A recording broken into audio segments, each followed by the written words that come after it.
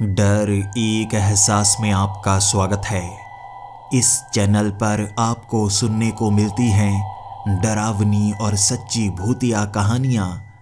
अगर आपको ऐसी ही वीडियोस देखना पसंद है तो हमारे इस चैनल को सब्सक्राइब करना ना भूलें। तो अब बढ़ते हैं आज की कहानी की ओर।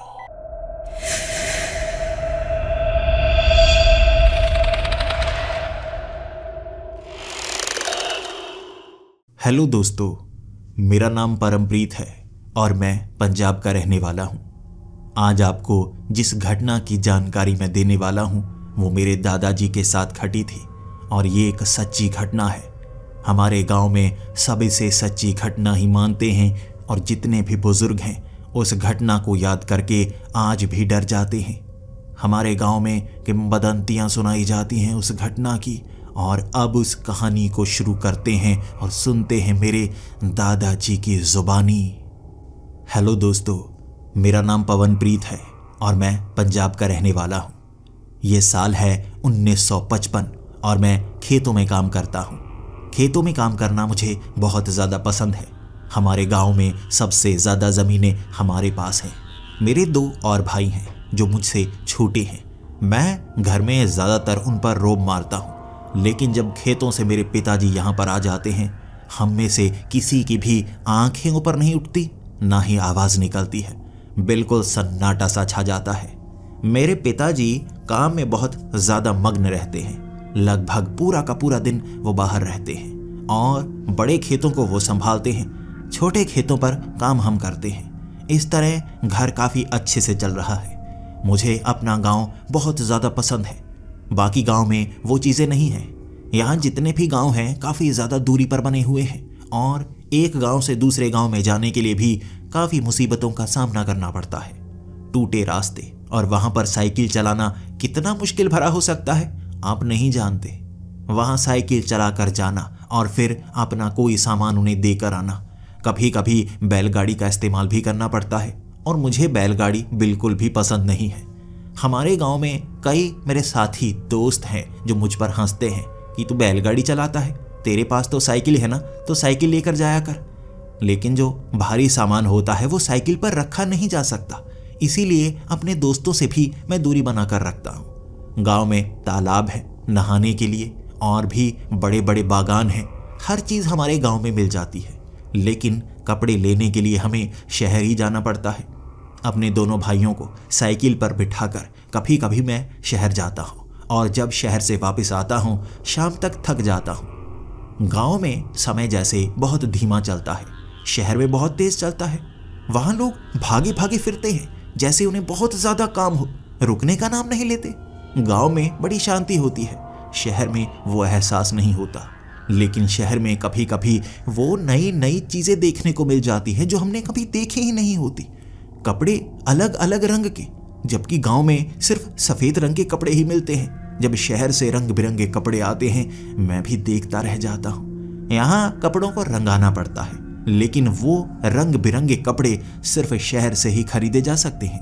पिछले 5 सालों से ये बात की जा रही है कि शहर से कई छोटी छोटी दुकानें शहर में लगने के लिए तैयार हैं।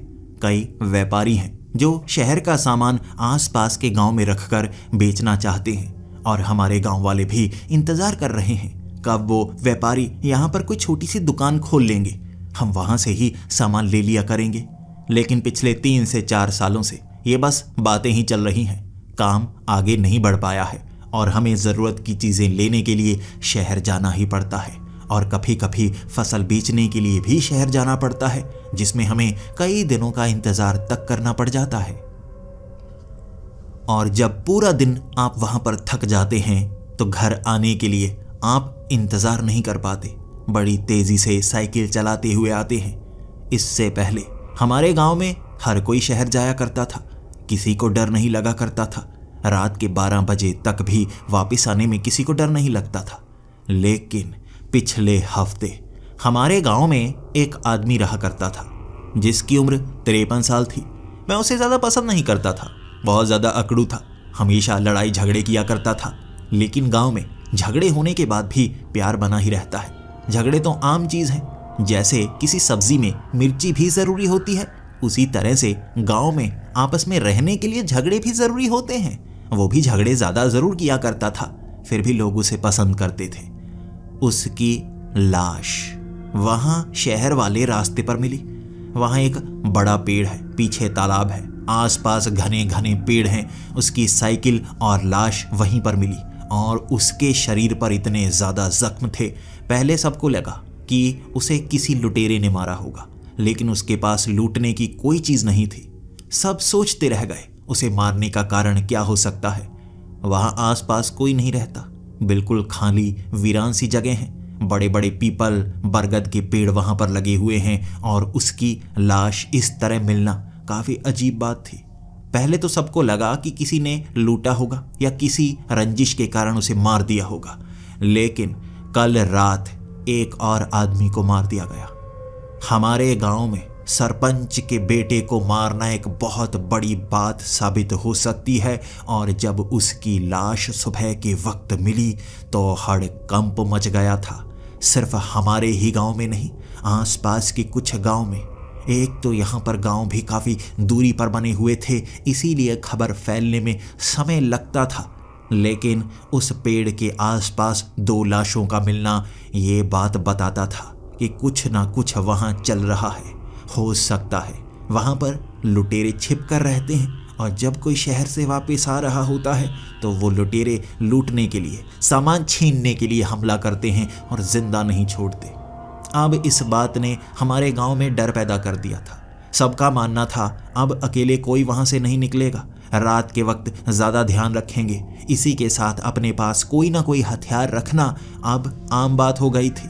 बड़े बड़े हथियारों को लेकर कई साइकिल में 2-3 सवार होकर वहां से निकला करते, और मेरे पिता ने भी कह दिया था अब वहां से बिल्कुल नहीं जाना है। मैं अपने गांव में काफ़ी ज़्यादा प्रसिद्ध था लड़ाई करने के लिए। हमारे गांव में जब भी अखाड़ा होता, मैं कुश्ती में हमेशा फर्स्ट प्राइज ही जीतता, क्योंकि मेरा मुकाबला करना इतना आसान नहीं था। बड़ा शरीर बना डाला था। घी, मक्की की रोटी और सरसों का साग आपके शरीर पर क्या असर डालता है मैं जानता हूँ। मेरा तगड़ा शरीर, और जब ये 2 घटनाएं हुई, सबसे पहले आगे आकर मैंने ही कहा था मैं देखता हूँ वहां पर क्या चलता है कौन लुटेरे। मैं और मेरे भाई वहां पर जाएंगे ना, पटक पटक कर धोबी घाट उनको ऐसे बना देंगे ना कि कोई देखने लायक नहीं होगा। 2 लोगों को मारा है, लुटेरों का हमें कुछ ना कुछ तो करना ही होगा। मेरे पिता कह रहे थे नहीं, तुम कुछ नहीं करोगे। कई बार उनकी संख्या ज्यादा होती है।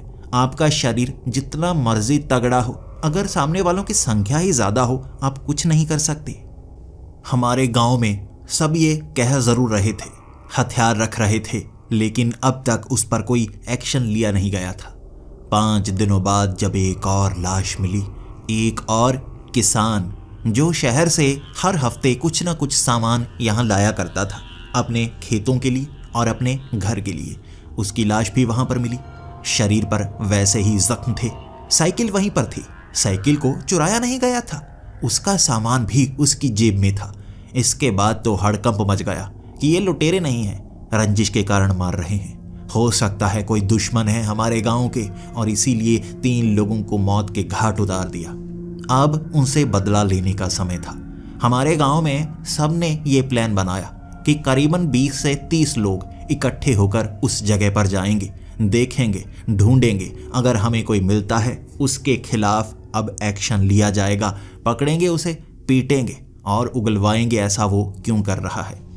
20 से 25 लोगों की भीड़ थी, मैं भी उनमें से एक था। रात के लगभग 12 बजे हम उस जगह के आसपास घूमते जा रहे थे। हम अलग अलग हो चुके थे, 2-2, 3-3 लोग, और मैं अपने 2 भाइयों के साथ उसी जगह अब उन पेड़ों के आसपास घूमते, कभी पेड़ों पर चढ़ जाते। दूर दूर तक हम देखते रहे, वहां कोई भी आदमी छिपा हुआ नहीं था। एक बार हमने ये सब किया, उसके बाद हमें लगा अब यहाँ से निकलना चाहिए, क्योंकि हो सकता है जिसने उन 3 लोगों को मारा है वो हर रोज यहाँ पर नहीं आता, हमें बार बार यहाँ पर आना होगा। अगले दिन भी ऐसा किया गया, तीसरे दिन भी ऐसा किया गया, लेकिन वहां किसी को पकड़ा नहीं गया। कोई भी ऐसा इंसान नहीं था जो वहां पर किसी को दिखता। इसीलिए हम सब वापस आ गए थे और गांव में बस यही हलचल थी। उस जगह से अगर कोई अकेला निकलना चाहता है तो अपना ध्यान खुद रखे। हमें वहाँ ज़्यादा खतरा महसूस हो रहा है। इसके बाद मैं शहर जाकर कुछ सामान लाना चाहता था। मेरे पिता कह रहे थे दोनों भाइयों को साथ लेकर जाओ और हथियार लेकर जाना। मैंने कहा मैं दिन के वक्त ही वापस आ जाऊंगा। इसीलिए मेरे पिता मान गए। शहर में चला गया था मैं कुछ ऐसा सामान लाना चाहता था जो खेतों में इस्तेमाल किया जाता है कीड़ों को मारने के लिए, पेस्टिसाइड वगैरह। और वो सामान खरीदने के लिए मैं जिस दुकान पर जाता था वो दुकान पर सामान खत्म था और उन्होंने कहा 2 घंटे में वहाँ सामान आने ही वाला है। बस मैं इंतज़ार करता रह गया। इंतज़ार करते करते समय कितना बीत गया मैं किसी को बता भी नहीं पा रहा था। बिना सामान लिए वापस आ भी नहीं सकता था। शाम का वक्त हो गया तब जाकर वहाँ सामान आया और भीड़ बहुत ज़्यादा लग चुकी थी। मुझे सामान मिलने में 1 घंटा लग गया। इतने में अंधेरा हो गया था और मुझे लगा अब हुई गड़बड़। अब मुझे अकेले उसी रास्ते से गुजरकर घर वापस जाना होगा और कोई मेरे साथ आने वाला भी नहीं है। मुझे अकेले को वहाँ से निकलना होगा।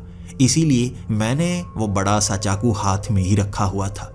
अगर रास्ते में कोई मुझे नजर आया तो साइकिल बड़ी तेजी से वहां से गुजारूंगा। ये सोचकर मैं साइकिल अब उस इलाके से निकाल रहा था।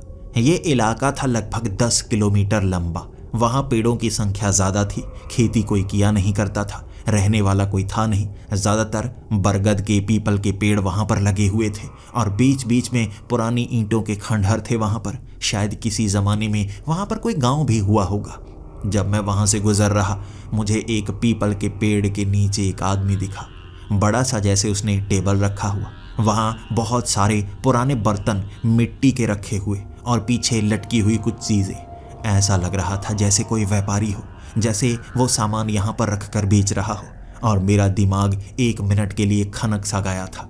मुझे लगा यहाँ कोई गड़बड़ चल रही है। मुझे यहाँ रुकना नहीं चाहिए। हो सकता है यहाँ कोई रुकता है, ये उस पर हमला कर देता हो या आसपास लोग छिपे भी हों।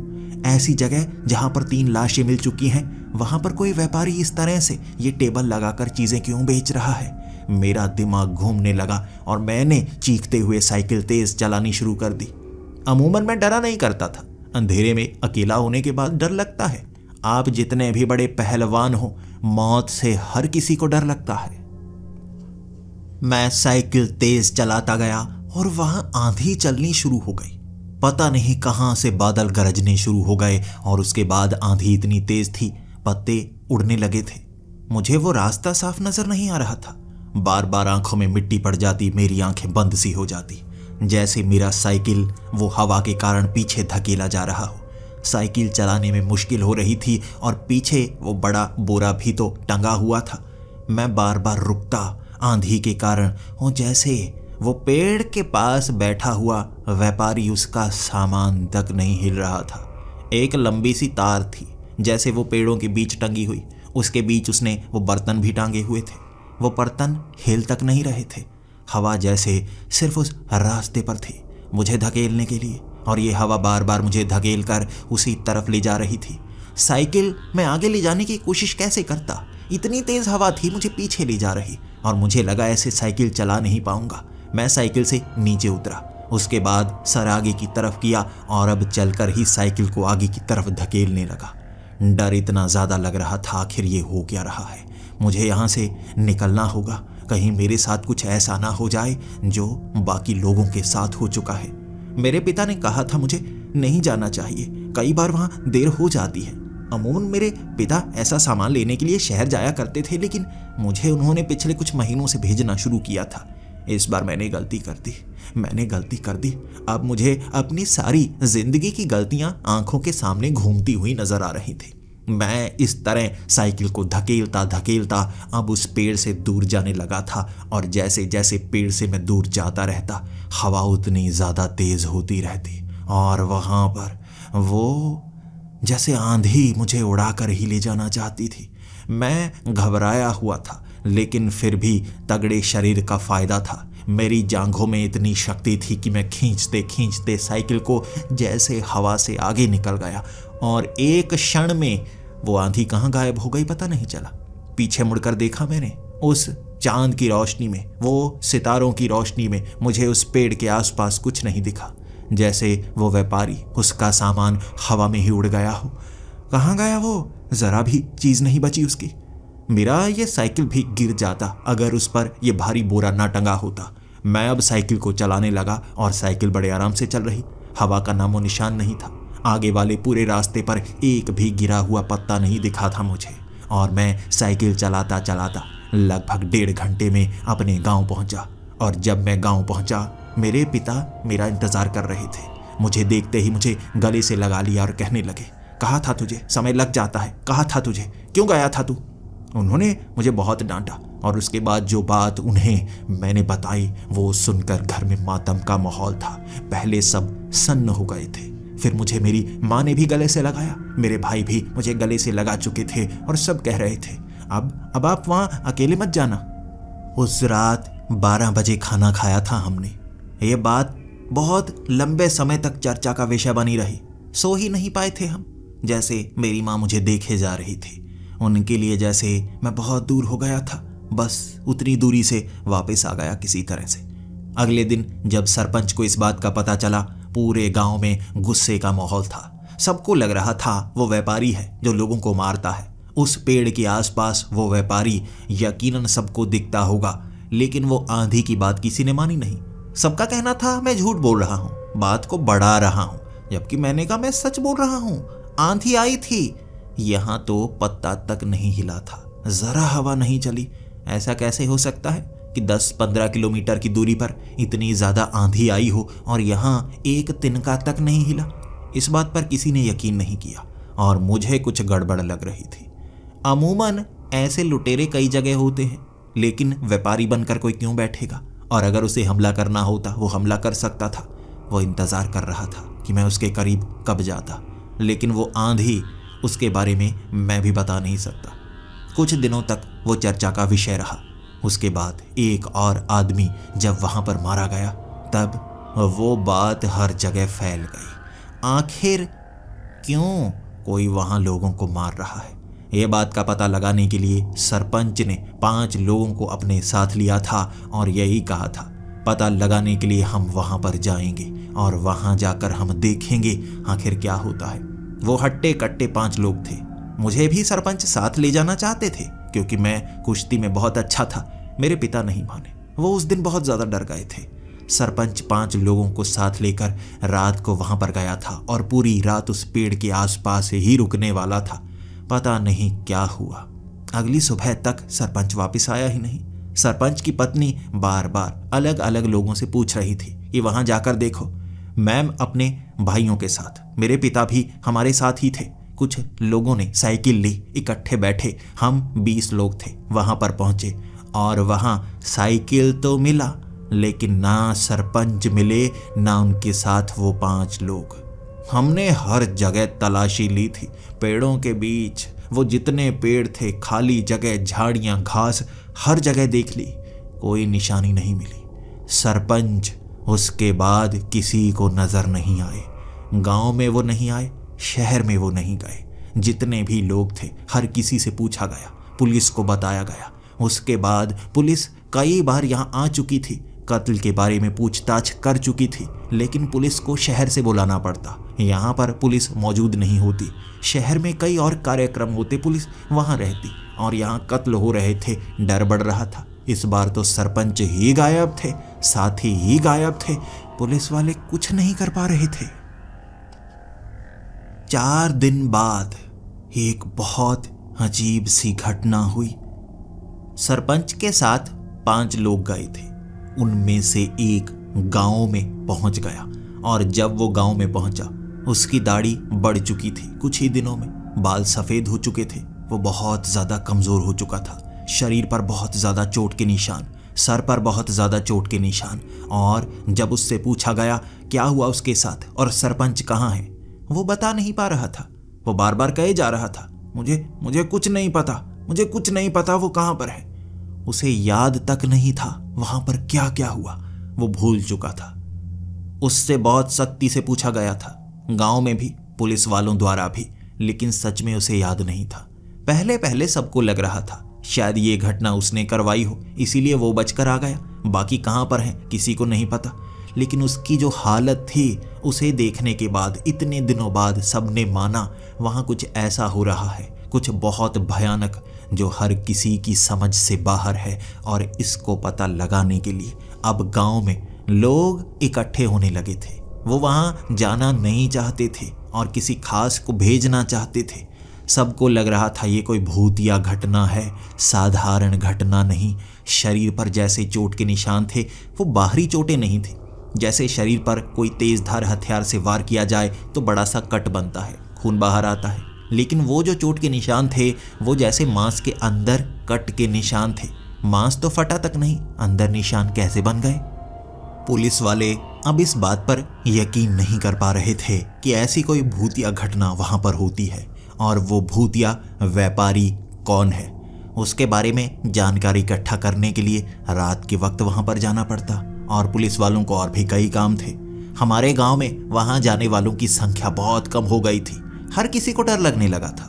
अगर सरपंच गायब हो सकते हैं, एक आदमी बचा है जो लगभग पागल हो चुका है, तो वहां कुछ ऐसा होता है जो किसी के सामने आएगा तो वो मारा जाएगा। ये बातें जुड़ने लगी थी, कहानियां जुड़ने लगी थी। डायनों की कहानियां, चुड़ैलों की कहानियां, ऐसी कहानियां वैसी कहानियां, पता किसी को नहीं था। जो चीज़ मैंने देखी थी उस पर नई नई कहानियां बनाई जा रही थी जिसके बारे में मुझे तक नहीं पता। लेकिन कुछ दिनों बाद तक लोगों ने एक तरकीब लगाई।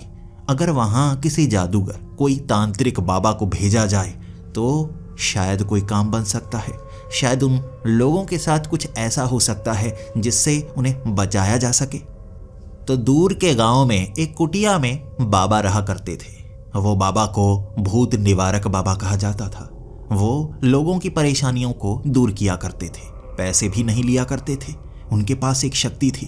कहते हैं कि वो अपनी टांगों को शरीर से अलग कर लेते हैं और ज़मीन पर गिरा देते हैं। उसके बाद टांगे खुद ब खुद उनके पास खिंचती खिंचती चली आती हैं। वो जुड़कर दोबारा जिंदा हो जाते हैं। ये बातें उनके बारे में बताई जाती थी या अपने आप जुड़ी थी, ये तो नहीं पता। लेकिन गांव वाले उस बाबा के पास पहुंच गए और बाबा जी भी तैयार हो गए थे। बाबा जी ने कहा अमावस की रात को वहां पर जाना होगा। अमावस की रात को उनकी शक्तियां सबसे ज़्यादा बढ़ चुकी होती हैं, लेकिन उनकी कमज़ोरियां भी सबसे ज़्यादा बढ़ चुकी होती हैं। वो ताकतवर तो होते हैं, लेकिन कमज़ोरी का इस्तेमाल किया जा सकता है। अमावस की रात को जैसे आसमान में कुछ नहीं होता, वैसे काली शक्तियों के बचने के रास्ते भी कम होते हैं। उन्होंने अमावस की रात की बात की और गांव में हलचल मच गई। बाबा जी के साथ कौन जाएगा? बाबा जी ने कहा था एक ही आदमी जाना चाहिए, मेरे साथ किसी एक को भेजना जिससे तुम्हें यकीन भी हो कि मैं कोई झूठ नहीं बोल रहा और सुरक्षा भी रहेगी हम दोनों की। लेकिन गांव में कौन जाना चाहता बाबा के साथ? कोई नहीं मान रहा था। अंत में मेरे पिताजी ने कहा मैं जाने को तैयार हूँ। सरपंच के साथ बचपन से ही दोस्ती थी मेरे पिता की। मेरे पिता सबसे ज़्यादा दुखी हुए थे कि सरपंच को जैसे कुछ हो गया है। वो बहुत दुखी रहा करते थे, और जब उस बाबा ने ये बात कही थी सबसे पहले मेरे पिता ने हामी भरी थी। पिछले कुछ दिनों से मेरे पिता बहुत बीमार चल रहे थे, फिर भी उन्होंने हामी भरी, और इस चीज़ का दुख मुझे सबसे ज़्यादा लगा था। मेरे पिताजी ने जिद पकड़ ली थी कि वही जाना चाहते हैं। दिन करीब आता जा रहा था, लेकिन मैंने भी उस दिन पिताजी से लड़ाई की थी। मुझे अपने पिताजी से बहुत ज़्यादा प्यार है। उनका शरीर कमज़ोर हो चुका था, बार बार कभी कभी वो बेहोश हो जाते। उनको अंदर से कोई जैसे बीमारी खा रही थी, इलाज की ज़रूरत थी, और ऐसी हालत में वहाँ पर वो जाते शायद कमज़ोर पड़ जाते। मैं तो हट्टा कट्टा था, तगड़ा था। मुझे कोई इतनी आसानी से हाथ नहीं लगा सकता, और अपने पिता को बचाने के लिए मैं अपनी ज़िंदगी को दांव पर लगाने के लिए तैयार था। हम पंजाबी रहे ही ऐसे हैं। कुर्बानियाँ देना तो हमारे खून में रहा है। अपनों के लिए मरना हम सबसे ज़्यादा अच्छा समझते हैं, और मैं अपने पिता को भेजूं उससे अच्छा वहाँ पर मैं मारा जाऊँगा। मुझे ज़रा भी फिक्र नहीं होगी। अमावस्या की रात 8 बजे अपने पिता से झगड़ा किया था। वो आखिरी कोशिश कर रहे थे, और मैंने कहा था डरने की ज़रूरत नहीं है। भूत हो या प्रेत हो, उसे बीच में से चीर डालूंगा, और बाबा जी तो मेरे साथ हैं ही ना। बाबा जी ने कुछ नहीं कहा था। उसके बाद मैं बाबा जी के साथ उस तरफ निकला, साइकिल के सहारे। बाबा जी ने बड़े बड़े झूले वो साइकिल के पीछे टांग रखे थे। इस तरह जब हम उस जगह पर पहुंचे, वहां कोई व्यापारी नहीं था और बाबा जी कह रहे इंतजार करना होगा। अगर हम बड़ी संख्या में जाते हैं, अलग अलग तरह के लोग होते हैं, वो शक्तियां हमारे सामने नहीं आती। जैसे ये दरवाजे की तरह होता है। वो मुझे कहानियां बता रहे थे और वैसे भी कह रहे थे जब वो नजर आएगा तब हम कुछ कर सकते हैं। तब तक मैं तुम्हें कुछ कहानियां सुनाता हूं, इससे तुम्हारी जानकारी बढ़ेगी और तुम कुछ समझ भी पाओगे ऐसी शक्तियां कैसे काम करती हैं। मैं भी बातें सुनने लगा। काम की बातें सुनना बहुत अच्छा होता है और एक बाबा से भूत प्रेत की जानकारी लेना तो सबसे अच्छा साबित हो सकता है।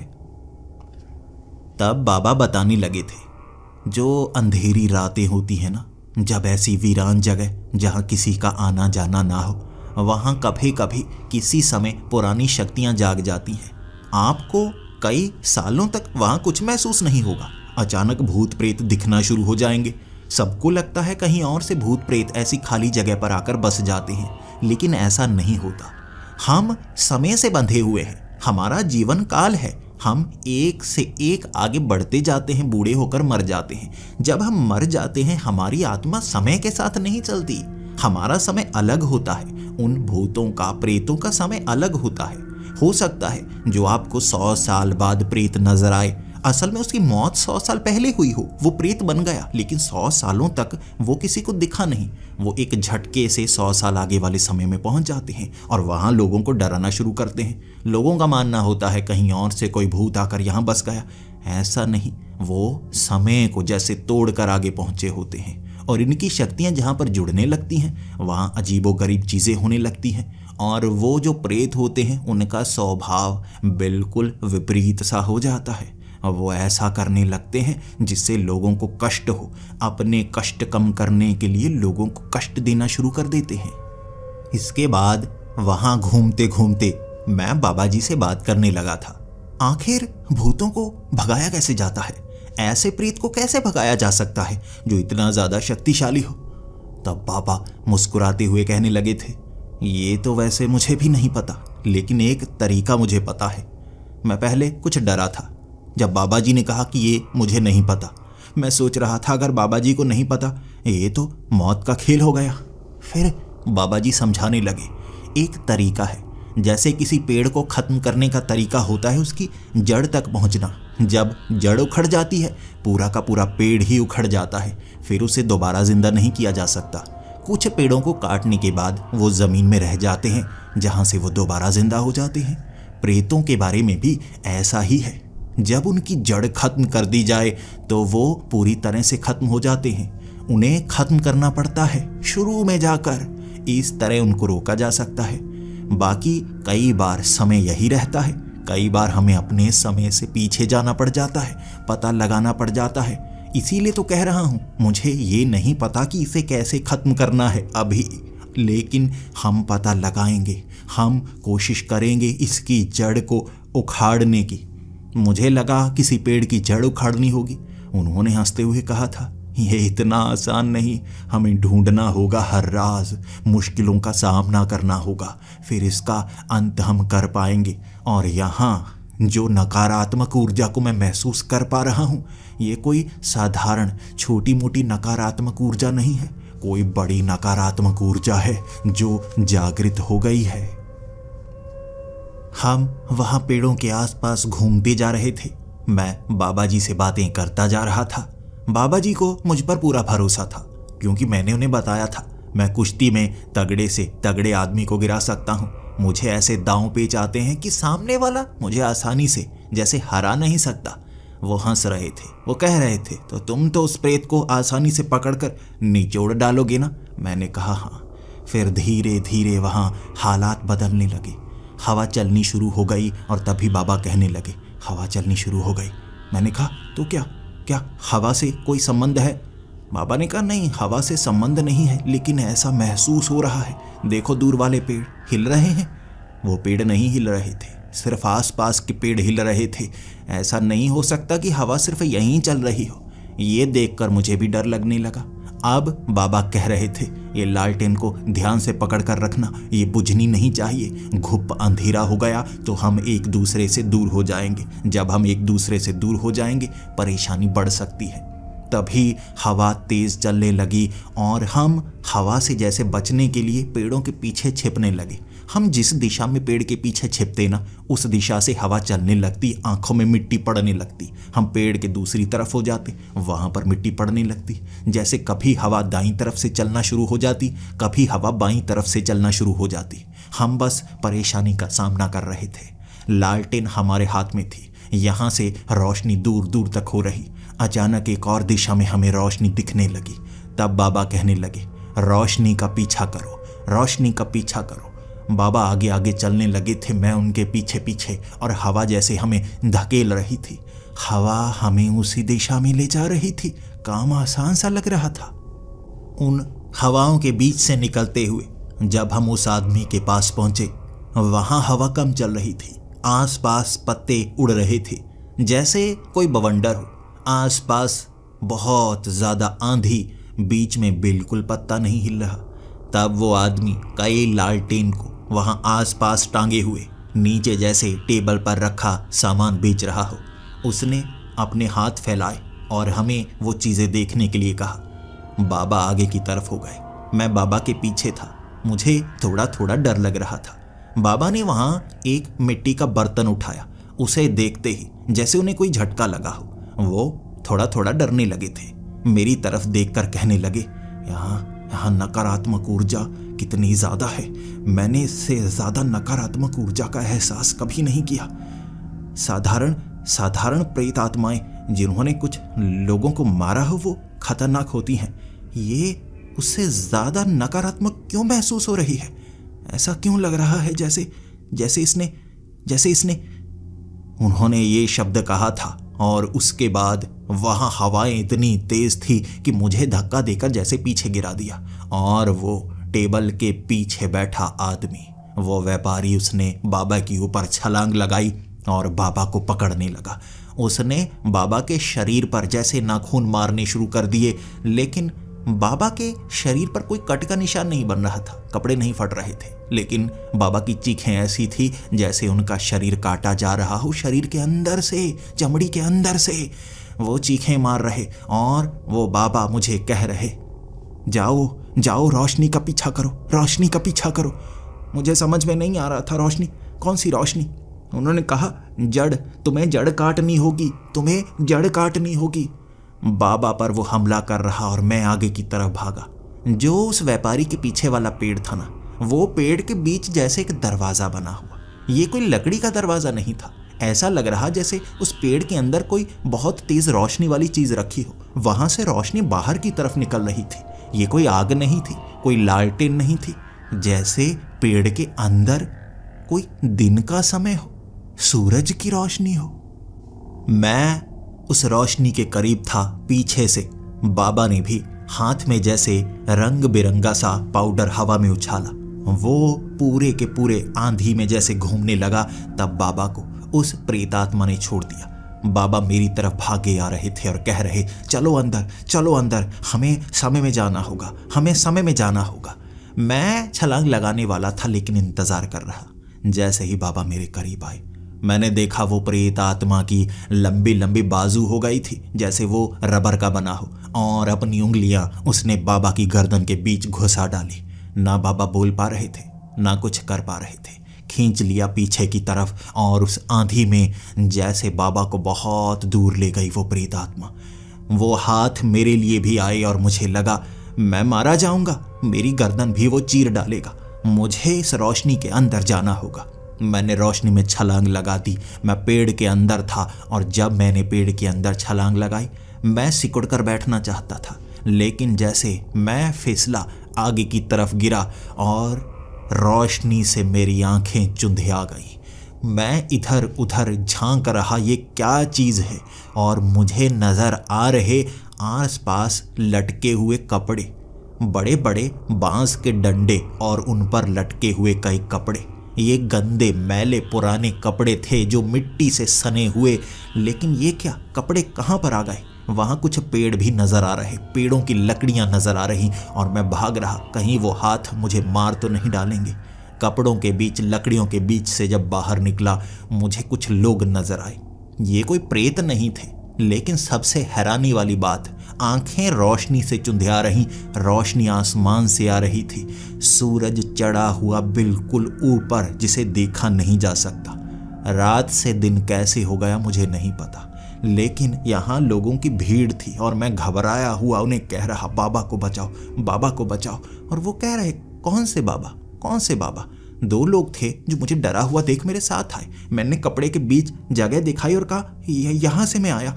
वो हंसने लगे, कहाँ से? तुम पेड़ से निकले हो, तुम इंसान हो, तुम अपनी माँ की कोख से आए होगे, पेड़ से नहीं आए हो। मैं उन्हें बता रहा, एक प्रेत आत्मा ने मुझे पकड़ा था, लेकिन वो मेरी बात पर यकीन नहीं कर रहे, बल्कि मेरे कपड़ों की तरफ देखकर कह रहे, तुम पागल तो नहीं लगते, ये कैसे फटे हुए कपड़े पहने हैं? मैंने अपने उस चादरे की तरफ देखा। ऊपर से मैंने कुर्ता पहना हुआ। मेरा कुर्ता थोड़ा सा मैला था, ऊपर थोड़े बटन थे लगे हुए, लेकिन उन्होंने जो कपड़े पहने थे वो थोड़े मैले से थे, अजीब से, बिना सिले हुए कपड़े जैसे सबने पहने हुए थे, शरीर पर लपेटे हुए। चादरा उन्होंने भी पहना हुआ था, लेकिन अजीब अजीब सा लग रहा। मैं जब वहां से निकला, मैं खुद हैरान था। सबने जो पगड़ी भी पहनी थी वो भी कुछ अलग सी लग रही, रंग भी बिल्कुल अलग से लग रहे। यहाँ जमीन पर मिट्टी ही मिट्टी थी और पेड़ भी बहुत ज्यादा, लेकिन इस मिट्टी में भी मेले की तरह लोग जैसे घूम रहे। और वो जो बांस के साथ वो कपड़े टंगे हुए थे, वो जैसे बाजार का दृश्य था। वहां बड़े बड़े टेबल पर जैसे मिट्टी के बर्तन रखे हुए और सामान रखा हुआ, जैसे लोहे का सामान। ये पूरा का पूरा बाजार सा बना था, लेकिन ये बाजार वैसा नहीं था जैसा शहरों में होता है, और गांव में भी इतना गंदा पुराना सा बाजार नहीं लगा होता। ये बहुत पुराना पुराना सा बाजार लग रहा, पुरानी पुरानी सी चीजें, लेकिन चमकदार सी। मैं हैरान परेशान देख रहा। मुझे घर जाना है, मुझे घर जाना है। मैं हट्टा कट्टा तगड़ा पहलवान, लेकिन फिर भी अंदर से जैसे बच्चा ही था, डरा हुआ बच्चा। मैं इतना घबराया था कि बार बार लोगों से पूछ रहा, मैं कहाँ पर हूँ। अपने गांव का नाम बताता, उस गांव के बारे में किसी को पता नहीं था। वहाँ पुराने पुराने बैलगाड़ियाँ थी, वहाँ कई बैल थे, गोबर हर जगह। ऐसी जगह पर मैं कभी नहीं आया था और कोई मेरी मदद भी करने वाला नहीं।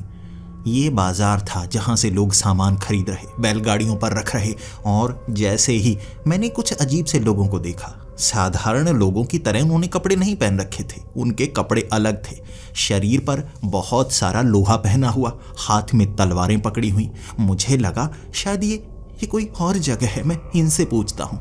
जब मैं उनके करीब गया, उन दोनों ने मुझे पकड़ लिया। वो कहने लगे, तूने कपड़े कैसे पहने हैं? कहाँ से आया है तू यहाँ का नहीं लगता, तू कोई जासूस तो नहीं?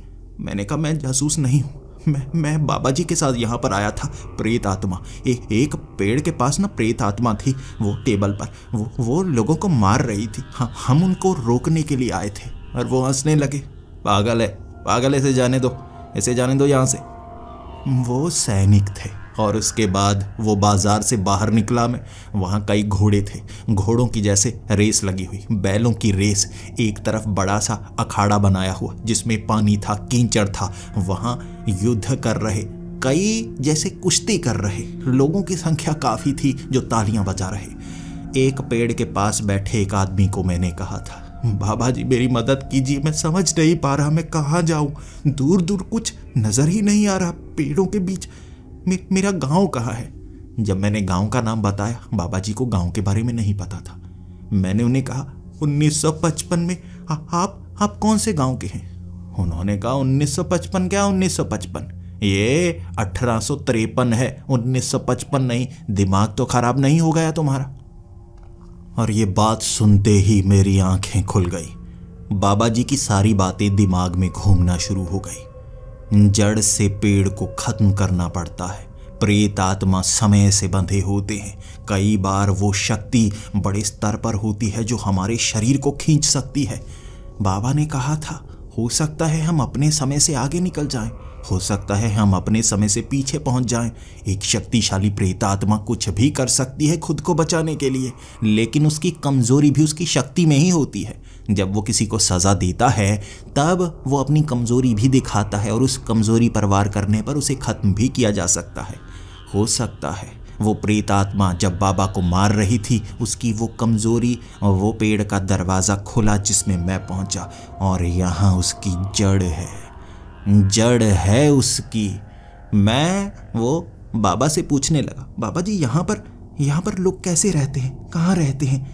तब उनसे बातें करते करते वो कत्ल की बातें भी खुली। यहाँ पर भी कई कत्ल हो रहे हैं। बाजार में जब रात को लोग चले जाते हैं, कई लोग मारे हुए पाए जाते हैं। जैसे जो यहाँ रुके होते हैं वो मरते हैं और उनकी संख्या बढ़ रही है। कई बार 20-30 लोग मर जाते हैं और महीने में कम से कम 10 मर रहे हैं। सैनिक ढूंढने की कोशिश कर रहे हैं। अंग्रेज सेना जो यहाँ पर पहुँच रही है वो भी ढूंढने की कोशिश कर रही, लेकिन पता नहीं चल रहा मार कौन रहा है। और मैंने कहा शायद मुझे पता है, शायद मुझे पता है। बाबा के साथ मैं उन सैनिकों के पास गया। बाबा कह रहे, ये कह रहा है कौन मार रहा है यहाँ पर, इसे पता है।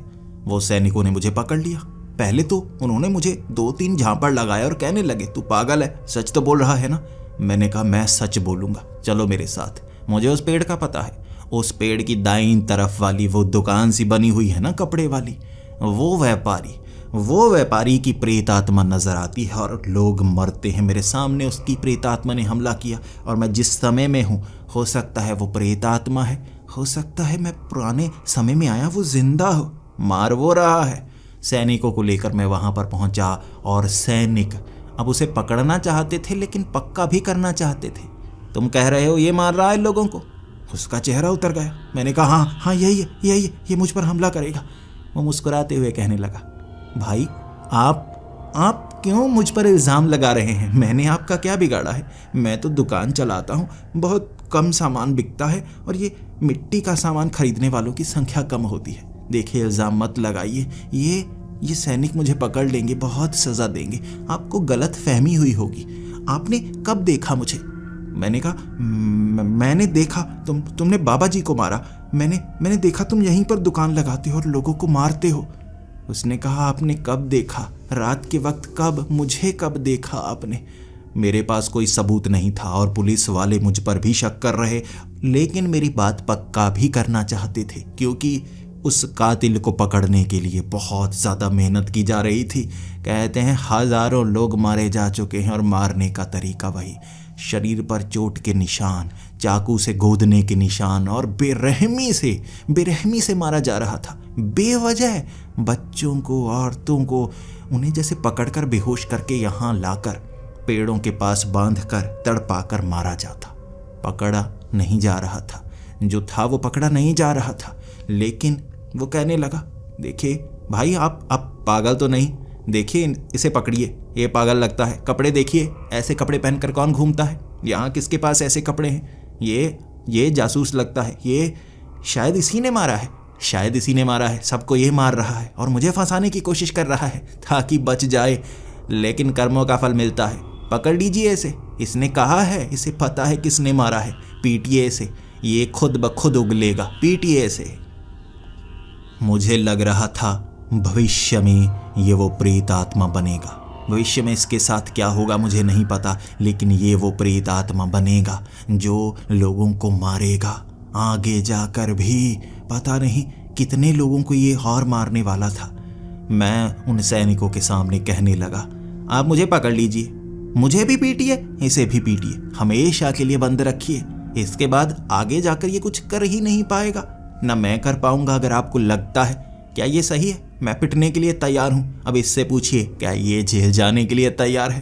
वो कह रहा था, तू पागल तो नहीं, तू जेल जाना चाहता है?